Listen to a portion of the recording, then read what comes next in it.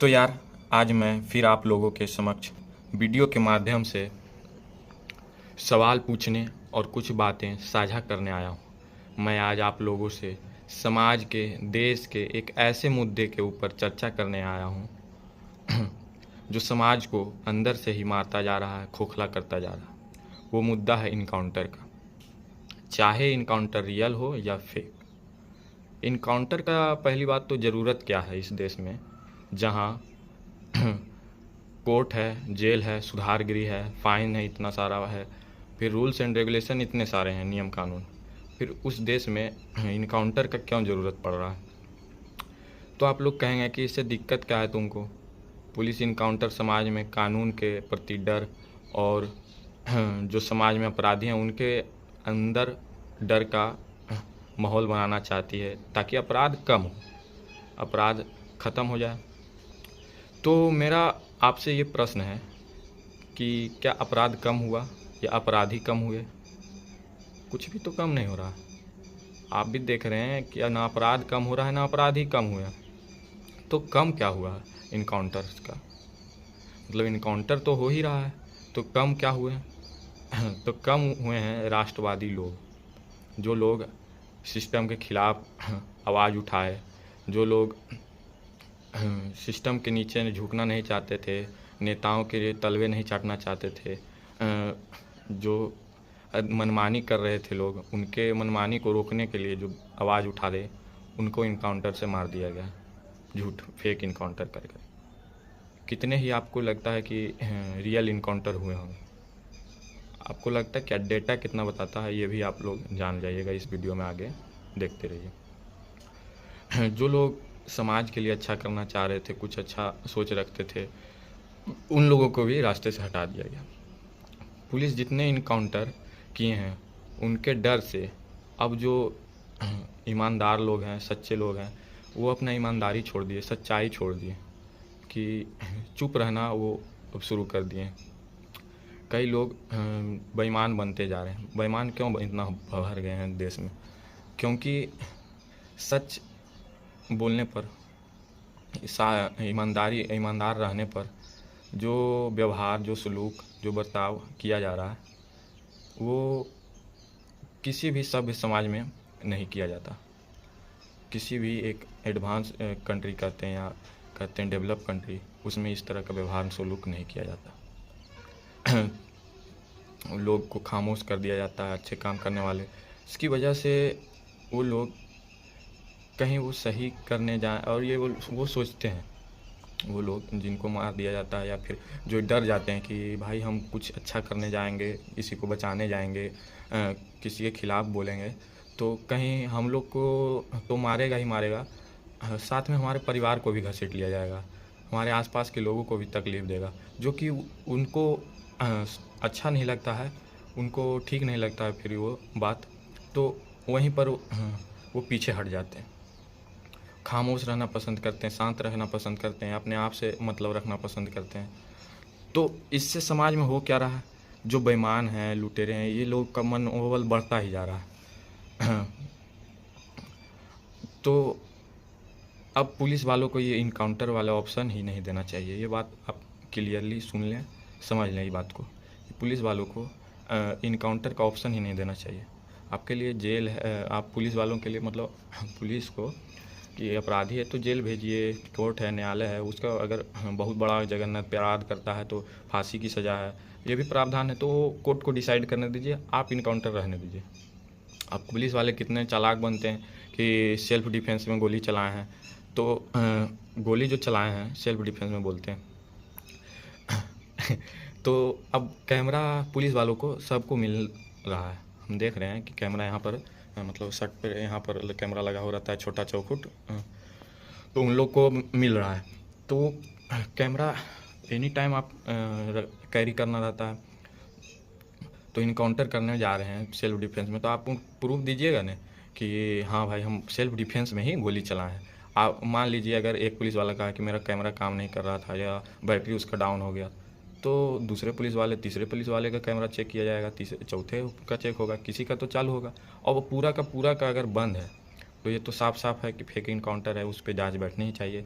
या मामला संगीन है, पुलिस कुछ छुपा रही है इनकाउंटर के पीछे, तो जांच बैठना चाहिए और कड़ी से कड़ी सज़ा भी होनी चाहिए, ताकि आगे से पुलिस वालों में भी डर का रहे माहौल कि हम गलत करेंगे तो हमको भी सज़ा मिलेगी।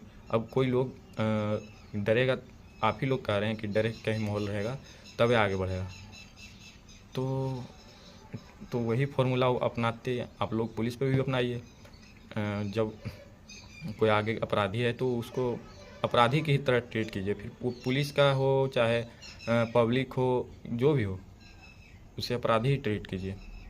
आप कहेंगे कि अब देखिए एक रिपोर्ट है जो कि मतलब एक रिपोर्ट मैं यहाँ पर अभी अटैच कर दे रहा हूँ आप लोगों के लिए।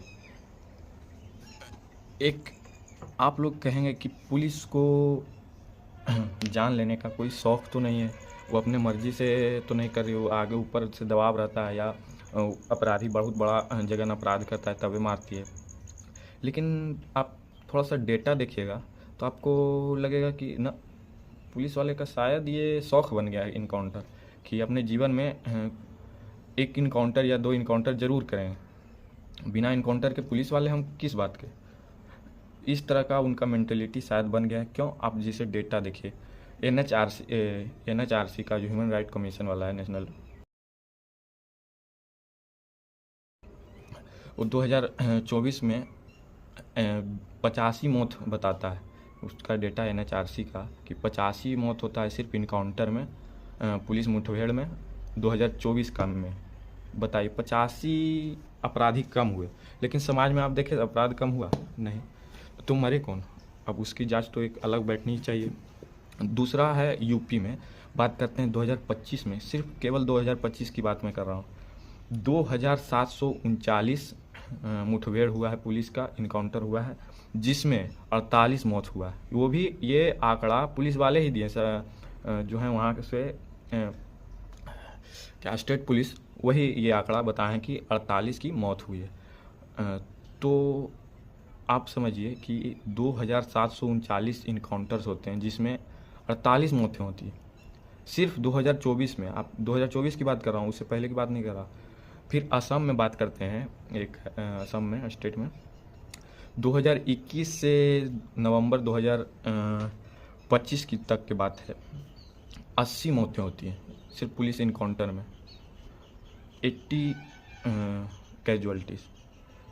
तो आप ये बताइए कि इस डेटा को सिर्फ देख के, ये तो 2 स्टेट का बताया और एक जो है 2024 का मैंने टोटल डेटा बताया कि 85 मौत, तो ये सिर्फ 2 स्टेट का है।